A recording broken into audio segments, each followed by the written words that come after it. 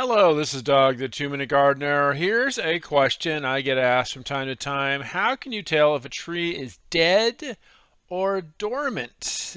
Here in the wintertime, a lot of trees have lost their leaves, and sometimes it takes a long time for the leaves to burst out in springtime buds. And sometimes clients get worried that the trees have died. And so always tell folks that it's pretty simple. Trees go dormant because they're storing up their energy for the spring.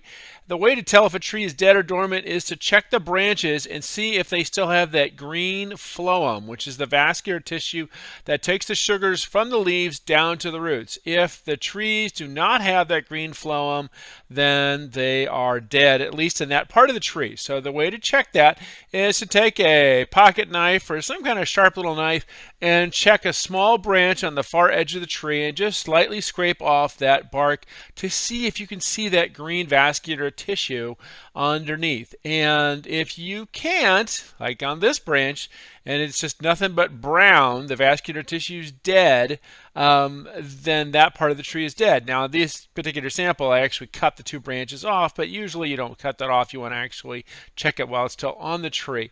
And so if the branch is brown, then check a little farther up the tree until you get to a major branch. And if it's still brown, then you got a dead tree. The other thing to look at to try to determine if your tree has died is there trauma to the trunk? Like this particular tree, which is dead, has a lot of trauma to the trunk. It got hit by something, got eaten by something, and it just slowly died. It also was planted with grass coming up right up to it, which is definitely a no-no. So that's a quick and easy way to kind of determine if a tree is dead or not. If you're not sure, ask a tree expert to give you a more professional opinion, but that's a quick test you can do. Well, that's all the time we have for today. If you enjoyed this video, make sure to hit that like button and subscribe to get more of my garden videos.